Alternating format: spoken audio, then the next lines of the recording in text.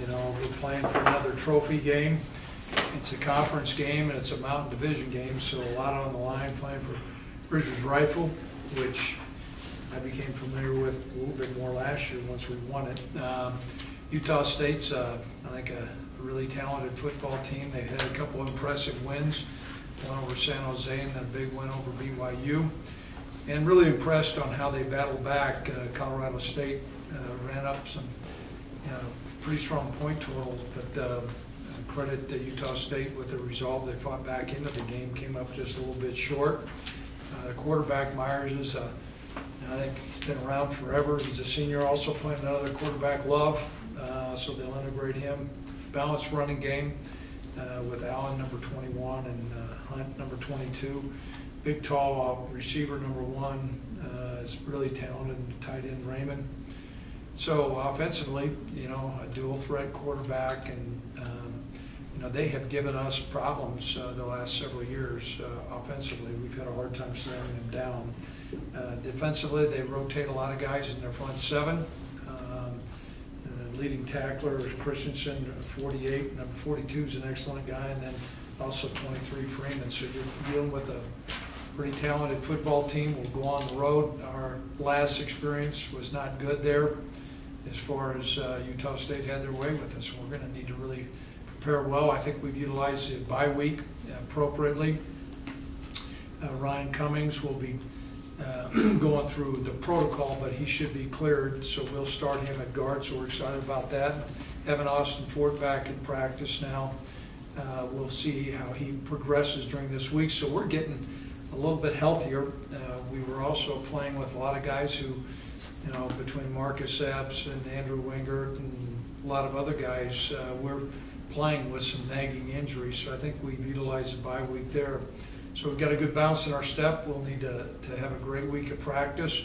At this time, I'll open up to any questions from anybody in the audience. Craig, are you hopeful that you'll get for Saturday, even if it's limited, or is it, you know, what's your feel on that, at least early this week? It's a little bit of a mixed bag right now. It's just that he's been able to run, but you know, he hadn't played in a long time, and so, you know, how much he's going to be able to play, we'll see by how he practices this week. But we're anticipating we're going to get a lot of good work out of Ryan Cummings. So. Coach, it seems like, you know, last year you guys didn't have a whole lot of injury issues, at least early in the year, and some more this year. Is that kind of just luck year to year? Some of that maybe what happens when you play 2 Power 5 teams, or I guess what do you think? Well, I think it's a combination of both. Certainly the 2 Power 5 teams that we played are really good programs. Iowa, and the night that we played Oregon, I thought Oregon really played well and their quarterback played well. But some of it's the luck of the draw. The one thing that you find, and we're particularly excited right now, you get into conference play, and some of it comes into the margins for victories are pretty doggone slim. Excellent coaching, very competitive games. Injuries do come into play whichever way the ball bounces, and so, you know, we're setting, you know, in a decent shape with where we're at in conference play. But this will be a big game for us, and injuries do come into play. That's why depth is so important. You know, I see Kevin Prosser on the depth chart. Do you expect him to be able to go? He'll be full go. Yep. So we're excited about Kevin being out there. So like I said, we're getting a little bit healthier. We're not where we want to be, but we're certainly healthier than we have been. Coach, this is the start of a big stretch in the division here. So how big is it to try and build off what you started with Hawaii a couple weeks back? Really huge. You know, the Hawaii game, winning that really helped, and that obviously winning in overtime, it counts as a win. And this will be a really important step for a couple reasons. One, it's a conference game, but then more so, it's a divisional game on the mountainside. It's a game that we've had, you know, we've had some tough times with them. Last year we were able to win fairly convincingly, but it got tight too. So we're anticipating a tough game out there in Logan. You know, before the year, it looked like the mountainside would be, you know, kind of an especially tough division. This year, I guess, you know, 6 weeks in, does it kind of look the same as you expected at the beginning? There's no question about that.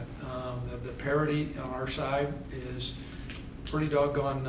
That's close. A lot of close football teams. We've watched a lot of tape on our conference opponents, and you know, San Diego State's in the midst of a great run. I know they'll have a big game coming up here, but these games on the mountainside going into the preseason, everybody was talking about the strength and the parity on the mountainside, and that's coming into play.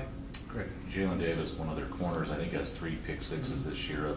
What have you seen from him on film? I know he's a senior, he's been there a while, but what have you seen from him on film, and is he a true quote-unquote lockdown corner in your mind? He's really talented, and he's opportunistic, and some guys have the ability to sense and make big plays. Rico Gafford has been one of our players, had some big plays as well.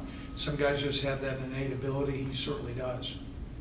Coach, it seemed like last year the guys took a step forward in terms of playing on the road, picking up a couple conference wins. Is it just kind of a matter of maturity with the program where you get more and more comfortable playing away from home? A couple things. One, your ability, poise, composure, you know, how healthy you are. It's hard to win on the road, and there's a reason why people talk about home field advantage. And so this is going to be a big challenge for us. We feel really good about our preparation. We still have some young players who are playing out there, but you know what? We're halfway through the year now.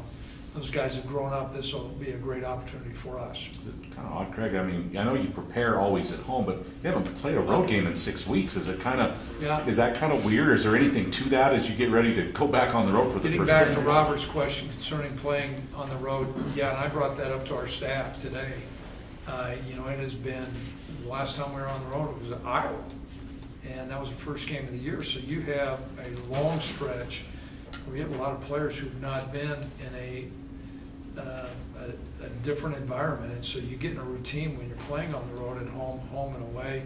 This is going to be a little bit unique. And a lot of times players, it's just human nature. You get in a different surrounding and you respond differently. So we're going to really focus on making sure we take care of our assignments and kind of, you know, I guess just not, we don't want to get affected by, you know, they've had a hostile crowd, they've done good in the past there, so we gotta make sure we're in our routine. Coach, I know we talked a lot about forcing turnovers and this your defense's success with that, but on the flip side, I think just 3 turnovers for the offense the last 4 weeks. Are you happy with, you know, how everyone's been holding on? You know, I think currently we're tied for 8th in the country in turnover margin, something like that, and that's probably one of the biggest statistics you look at. So Josh's done a good job taking care of the football. We've secured the ball better. We're hawking it better on defense, and that margin is really helping us.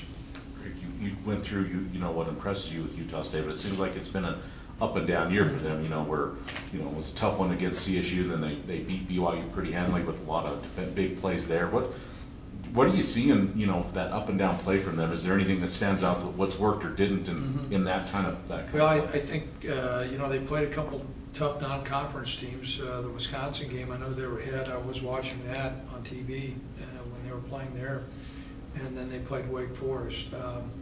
You know, those things going on the road are challenging. I think Coach Wells did a great job getting this football team back. You know, they just got off to kind of a rocky start against CSU, and then they settled down. And so we're going to need to be playing our best, because I don't think we'll play them at their low. I think we'll probably be playing them at their very best. Are there any challenges for preparing for a team that uses 2 quarterbacks like this?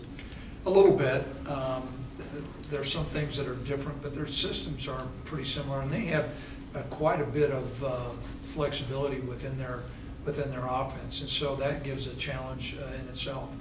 I know, you know, you've had 2 kickoff returns for touchdowns with Tyler. I think I saw Utah State, I think, is tied for the national lead in block kicks and had one against CSU. Right. No, special teams always plays a big part in games. What about in this game in particular? Could that really be a key area? It's going to be a huge area. You know, we would not have beaten Hawaii if we wouldn't have returned a kickoff for a touchdown. And they've done a great job, you know, blocking punts. And the last time we were in Logan, if you remember, right before half, they blocked one. So we're going to need to prepare well. We're going to need to be explosive in the kicking game.